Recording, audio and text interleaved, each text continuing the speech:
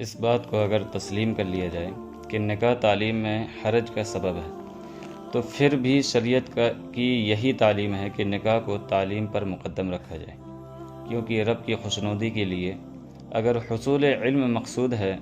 تو اس کی خوشنودی نکاح میں زیادہ ہے، کیونکہ نکاح کرنے سے انسان بہت سے گناہوں سے محفوظ ہو جاتا ہے،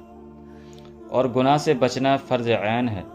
نیز تعلیم کا سیکھنا اس صورت میں فرض کفایہ۔ امام شافعی رحمۃ اللہ علیہ فرماتے ہیں کہ علم دو ہی طرح کے ہوتے ہیں، ایک علم دین، ایک علم بدن۔ الغرض گناہ سے بچنے کے لیے دوران تعلیم نکاح کرنا آسان راستہ ہے، اور حدیث میں آتا ہے کہ بروایت عبداللہ ابن مسعود رضی اللہ عنہ، نکاح کرو، اس سے تمہاری نگاہیں جھک جاتی ہیں، یعنی نگاہیں گناہوں سے محفوظ ہو جاتی ہیں۔ چنانچہ اگر کسی کو یہ گمان ہو کہ وہ گناہ سے نہ بچ سکے گا تو اس کو چاہیے کہ نکاح کر لے، کیونکہ نکاح کی تاخیر سے پیدا ہونے والے فتنے تعلیم میں حرج والے فتنے سے زیادہ ہیں۔ ان فتنوں سے بچنے کی غرض سے صحیح اور شریعت کے مزاج سے میل کھاتا ہوا درست طریقہ یہ ہے کہ نکاح کرنے والے شخص اور بال بچوں والے افراد کو ان کے مختلف دینی یا دنیاوی کاموں میں غفلت اور لاپرواہی سے بچانے کی خاطر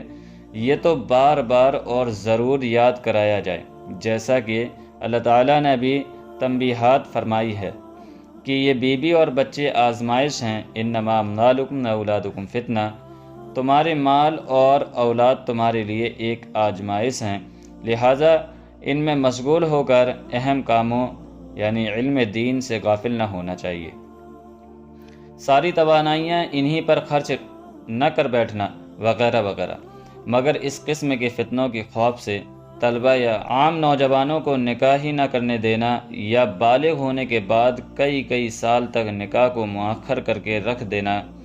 کا مشورہ دینا اللہ اور اس کے حبیب صلی اللہ علیہ وسلم کی تعلیمات کے یکسر خلاف ہے۔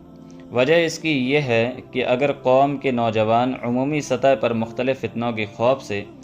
نکاح ہی میں تاخیر کرنے لگیں